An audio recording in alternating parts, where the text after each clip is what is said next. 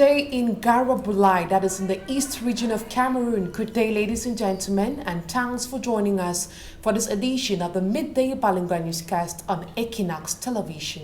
The first part of the news will be the French language with you. Nadine Abou, good day to you. Good day, Immaculate Fogui. Mesdames et messieurs, bonjour. Merci d'honorer ce rendez-vous de l'information sur Equinox Télévision. Dans le chaudron de la crise anglophone, le Sénat américain exhorte le gouvernement et les séparatistes à conclure un accord de cessez-le-feu immédiat. La Chambre haute du Congrès américain menace par ailleurs de faire sanctionner les deux parties si rien n'est fait pour mettre un terme à ce conflit armé qui secoue les régions du nord-ouest et du sud-ouest Cameroun. C'est du moins la synthèse d'un communiqué rendu public il y a quelques jours. Le reportage de Jean-Paul Chouignat. À la tête d'un groupe d'une dizaine de sénateurs, le président de la Commission des Affaires étrangères, Jim Risch, et son collègue Ben Cardin, membre de la sous-commission des crimes transnationaux, de la démocratie et droits de l'homme au Sénat américain, demandent au gouvernement camerounais et aux groupes séparatistes armés de mettre fin à toutes les violences dans les régions en crise du nord-ouest et du sud-ouest. Condamnant avec la dernière énergie toutes les exactions commises au Cameroun anglophone, ces sénateurs exigent un dialogue inclusif d'entre toutes les parties prenantes au conflit. Dans cette résolution introduite au Sénat américain, ces élus démocrates et républicains confondus suggèrent un accord immédiat d'un cessez-le-feu, la sécurisation des couloirs humanitaires pour l'assistance aux populations civiles, l'autorisation des manifestations pacifiques et surtout associer l'opposition, la société civile, dans la recherche des solutions au respect des droits de l'homme et libertés des Camerounais. 4 préalables pour un retour à une paix durable au Cameroun, lit-on sur ce communiqué daté du 8 septembre 2020. En outre, rappellent ces sénateurs, les forces de sécurité camerounaises ont depuis 2016 procédé aux arrestations et détentions arbitraires, torturé des opposants au régime de Yaoundé, des accusations soutenues sur la base des preuves de l'ONG Human Rights Watch, dont les incendies des villages, l'exécution sommaire des civils dans les 2 régions anglophones, indique le communiqué. Et parlons à présent des élections régionales au Cameroun. Le Parti camerounais pour la réconciliation nationale, le PCRN, se dit favorable à la tenue de ce scrutin prévu le 6 décembre prochain. Le leader du PCRN, l'honorable Cabral Libi, s'est exprimé au cours d'une conférence de presse au siège de son parti à Yaoundé. Pour lui, les élections régionales est une opportunité pour la mise en place du statut spécial des régions anglophones décidé lors du grand dialogue national. Écoutons à présent cette réaction de Cabral Libi au micro d'Equinox Télévision. Le PCRN pense que les élections régionales ont même tardé à se tenir parce qu'elles font partie du package de résolution du grand dialogue national et elles visent à déclencher le processus de fonctionnement du statut spécial dans les zones en crise.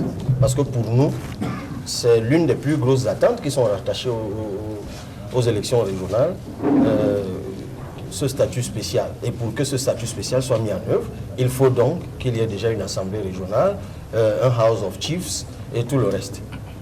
On espère que ça pourra déclencher un apaisement de la crise de ce côté-là. Tout comme au PCRN, nous pensons également que c'est une grande avancée pour la mise en place d'un sujet qui nous tient à cœur, le régionalisme identitaire ou fédéralisme communautaire, parce qu'en fait, nous pensons qu'il n'y a pas d'élection des régions, il y a plutôt des élections de départements, et les départements sont aujourd'hui au Cameroun la meilleure traduction de la circonscription identitaire, au-delà de la circonscription administrative. Et puis, pour finir, pour le PCRN qui est nouvellement dans le champ politique camerounais, ce sera toujours de l'expérience à engranger, dont nous irons aux élections, là où en théorie, on pense qu'on peut gagner, notamment l'Union Ekele, mais nous irons également dans le Vouri, dans la Salana Maritime, dans le Nkam, dans le Mbere, dans le Faro, et ainsi de suite. C'est un dénouement heureux dans l'affaire du jeune Kevin Gassam. Ce candidat au baccalauréat a recouvré la liberté. Il a quitté la prison de Kondengui hier à Yaoundé. C'était en compagnie de son avocat, maître Emmanuel Sim, qui a suivi de près ce dossier depuis sa détention provisoire le 2 septembre dernier. On fait le point avec Guy Zogo depuis Yaoundé. C'est un grand soulagement du barreau du Cameroun et des avocats commis à la défense des jeunes Kevin Gassam et Willy Christian Tchabouachou Sandjong après leur remise en liberté dans l'affaire de la fuite des épreuves au baccalauréat. Le barreau qui se veut un barreau humanisant, un barreau qui veut que la justice soit faite selon les règles de l'équité, ne peut être que satisfait que ces enfants qui, soi-disant, sont des consommateurs finaux d'une fraude orchestrée et déclenchée ailleurs, puissent au moins comparaître libres. J'ai été constitué par la famille de ces enfants pour ce dossier. Je les ai suivis depuis la police judiciaire à la DPJ. Je suis très content. Ils ont fait 1 mois de garde à vue, ce qui a été une durée absolument illégale. Et je pense que les juges ont bien compris que l'issue, ce n'était pas la prison, c'était qu'ils soient libres. Pour l'instant, il faut dire qu'ils sont présumés innocents. Nous irons, s'il le faut, les défendre. Là, il faudra. Mais il était bien qu'ils soient en liberté. Je suis content pour ces enfants, pour leur famille. Quant à ceux qui restent incarcérés dans cette affaire, les démarches sont en cours pour leur remise en liberté. Ces personnes qui sont incarcérées, il faut dire que la demande de la liberté accordée aux enfants a été faite d'office. C'est une main levée d'office. Et celle des 2 autres étudiants et de l'enseignant, on a formulé des demandes de mise en liberté provisoire qui, selon la loi, doivent être communiquées au parquet. Donc ces dossiers ont été communiqués au parquet et nous ne doutons pas un seul instant qu'eux aussi bénéficieront de cette mandature pour comparaître libres. Malgré cette issue, l'avocat des jeunes Gassam et Sandjong dit toujours ne pas comprendre pourquoi les personnels de l'office du baccalauréat sont exemptés des poursuites. Je suis très étonné que dans une affaire de fraude aux examens, on poursuit des élèves qui ont découvert dans leur téléphone des épreuves sur des groupes WhatsApp et qu'on n'essaie pas de retrouver le personnel de l'OCB qui était forcément à l'origine de ces fuites. Je dois m'étonner, je ne vais pas en dire plus. De son côté, le barreau du Cameroun invite à ne pas voir dans sa démarche quelque apologie de la fraude. Il ne s'agit pas pour nous, en nous mobilisant pour leur défense, y compris les autres étudiants, qu'on croit que le barreau fait l'apologie de la fraude. Non, nous ne faisons pas l'apologie de la fraude. Nous sommes concentrés pour que tous ceux qui ont posé des actes soient punis, mais que ces enfants qui doivent par ailleurs subir la sanction de la justice administrative, qui est la suspension aux prochains examens, qui ne subissent pas le principe de la double sanction. L'affaire suivra dans son cours, les remis en liberté devant comparaître libres. Et dans la région de l'Est Cameroun, la situation humanitaire est préoccupante. Les communes frontalières de l'Est accueillent plus de 1500 réfugiés centrafricains qui ont du mal pour leur suivi. Le gouvernement, avec l'appui de la Banque mondiale, vole au secours des communes à travers le projet Guichet Réfugiés. Le reportage de Benjamin Issam.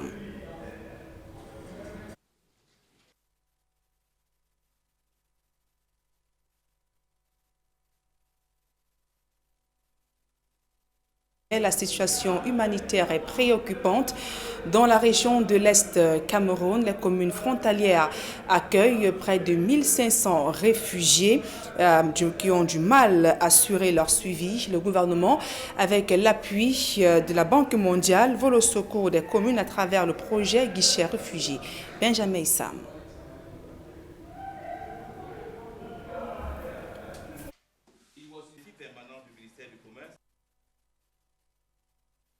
Nous y reviendrons dans nos prochaines éditions d'information. Le temps de signaler que les méfaits de la pandémie du coronavirus sur le secteur des oléagineux. Les opérateurs de la filière ont donné une conférence de presse hier à Yaoundé pour rassurer les consommateurs camerounais sur la disponibilité en quantité d'huile et autres produits dérivés. Écoutons à présent cette réaction de Jacques Kemle, le secrétaire général du regroupement des producteurs des oléagineux. La filière des oléagineux continue à jouer son rôle, c'est-à-dire celui de porteur. Cette filière, il est bon de le savoir, contribue énormément au développement de notre pays. Elle permet d'engranger annuellement une moyenne de 50 milliards en termes de devises. Et c'est cela qu'on attend. Il est bon qu'on sache que nous restons dans cette perspective. des dispositions ont été prises pour que les espaces marchands soient approvisionnés en huile végétale raffinée, en savon de ménage, de toilettes, en quantité et en qualité, malgré la période difficile liée d'abord à la Covid-19, mais également au fait que nous sommes en période de baisse de production.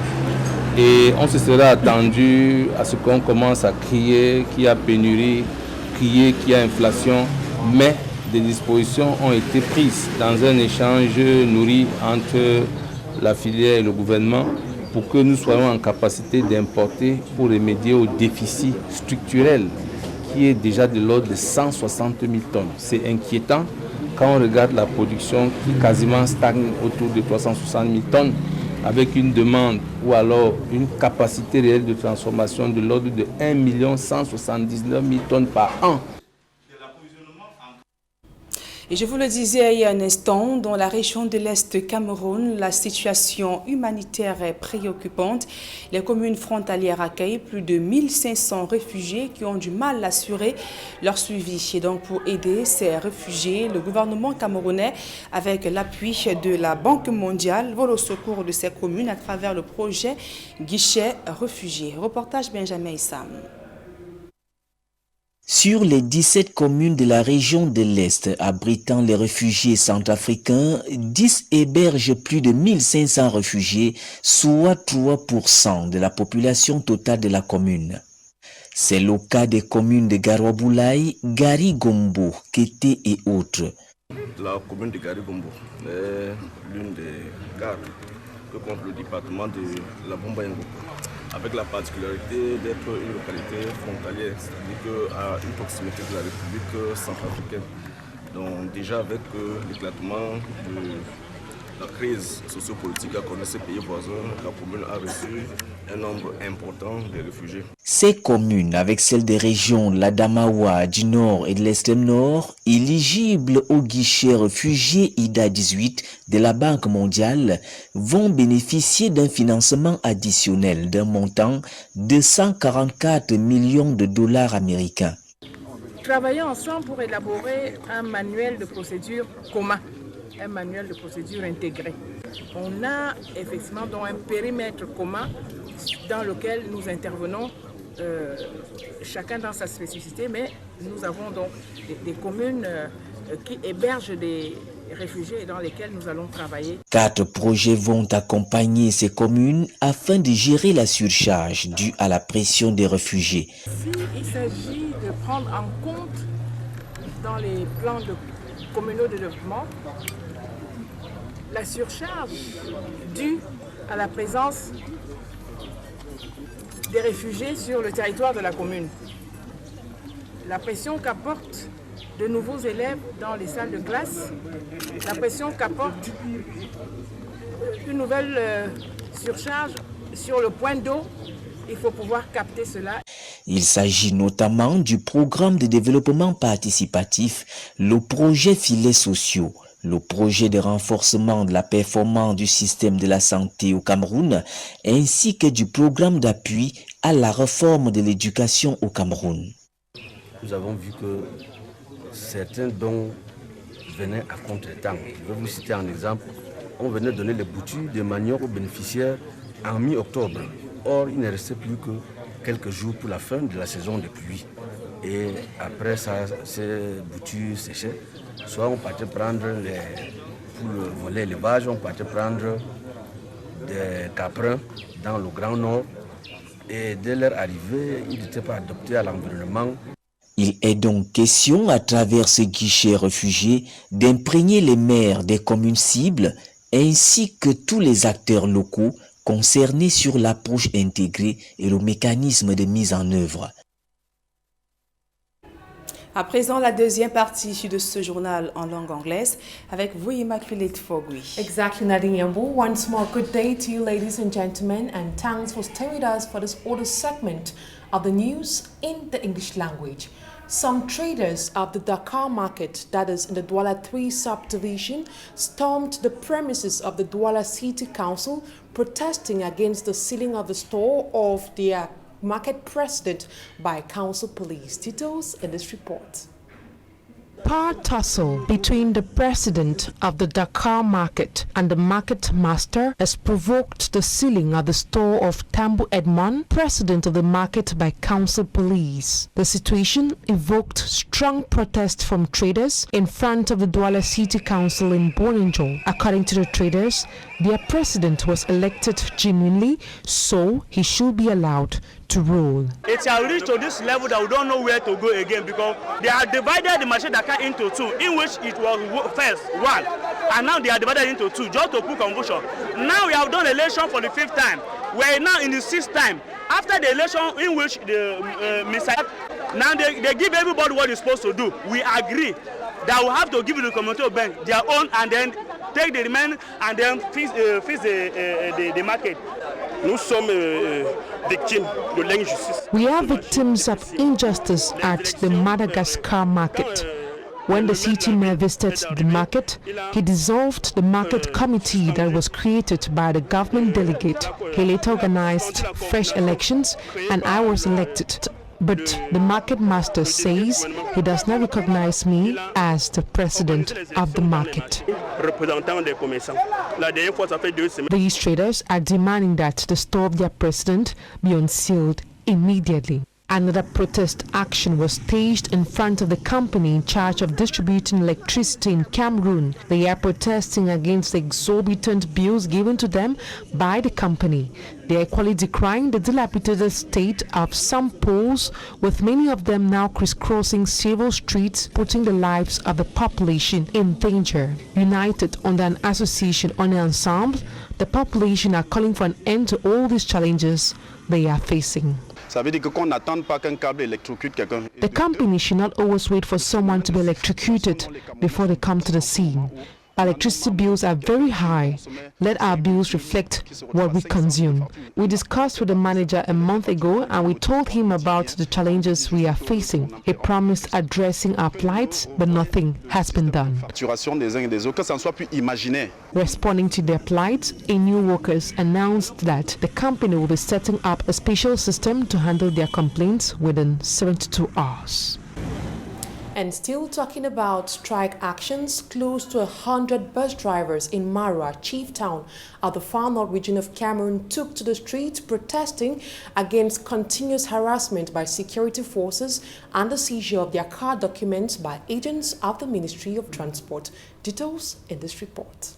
Activities of drivers plying on the Marua stretch of road in the far north region of Cameroon have been grounded after the drivers decided to stage a strike action. The bus drivers are accusing the delegate of transport of having confiscated their car documents. They are equally protesting against constant harassment they face from security forces. We wanted that the delegate of transport to leave us walk alone.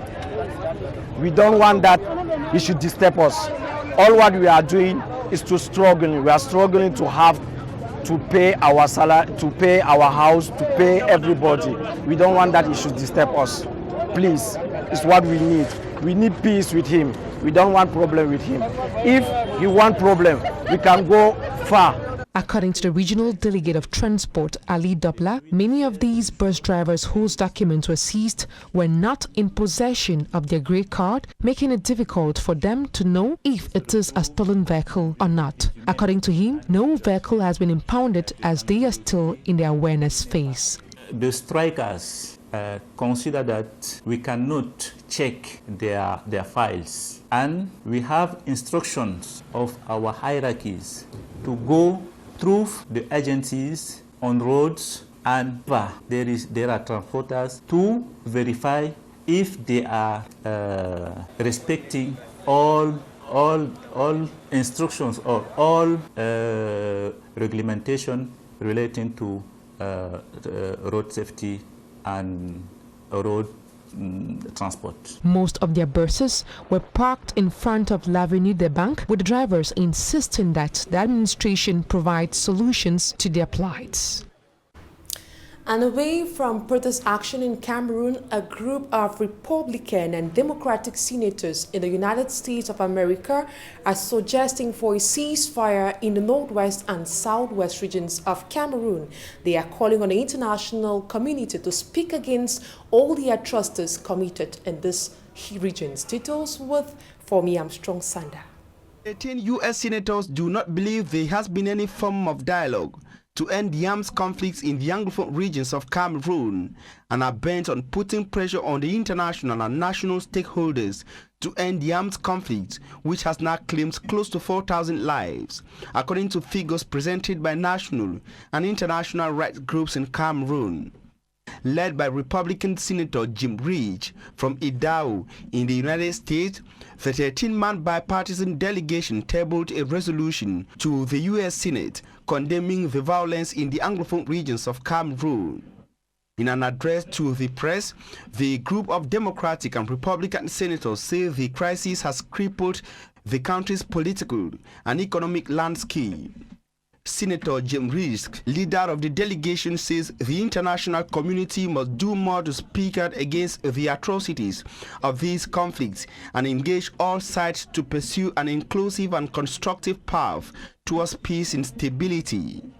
To them, resolving these conflicts will allow Cameroonians to fully realize their own constitutional and democratic ideals, pursue justice for those whose lives has been lost or destroyed, and restore Cameroon's robust security and economic partnership with the United States of America. The United States Senate, they explain, cannot be silent in the face of grave human rights abuses in the northeast and southwest regions of Cameroon.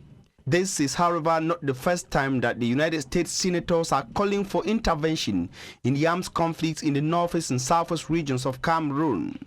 It is, however, the first bipartisan call of this nature, coming since the start of the crisis. If this bipartisan pressurative call will be able to go further and produce the results by getting the international community to fully focus on Cameroon is a question to be answered as time unfolds. And that was Fomi Armstrong Sanda reporting out of Cameroon. ECOWAS has given Mali's junta 1 week for them to appoint a civilian president and prime minister for a transition government that will reign for a year. Hundreds of people demonstrated in Bamako on Tuesday in support of the reign of the junta. Innocent Aze tells us more.